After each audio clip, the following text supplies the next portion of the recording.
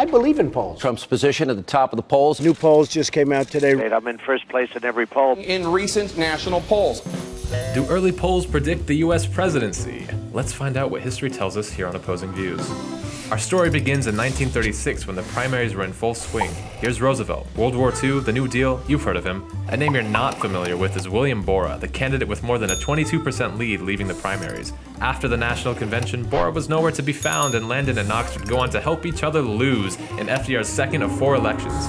So far, we're not seeing much from those early numbers. The 1940 primaries tell us a similar tale when Thomas Dewey led both Taft and Wilkie going into the National Convention. Delegate voters in key states had other ideas in mind, and Wilkie would go on to be one of the many almost successful losers to FDR. He got considerably closer than others did throughout FDR's 12-year presidency, it should be noted.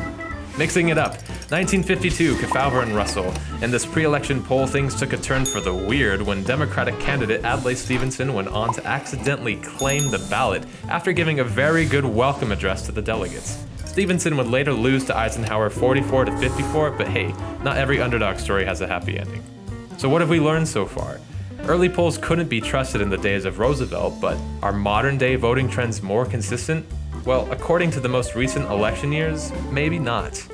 2008, Hillary Clinton led the soon-to-be President Barack Obama by 0.73% in the primaries, which isn't much of a lead, especially compared to the numbers Obama put up after the National Convention. And going back a few years before that to the election of 2000, Bush had gone confidently into Election Day itself with a lead of, well, no, he was losing even when he won. So much for the numbers.